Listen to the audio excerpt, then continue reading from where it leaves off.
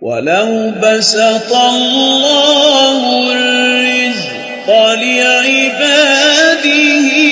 لبغوا في الأرض ولكن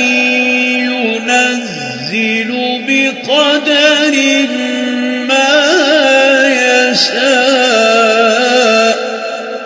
إنه بعباده خبير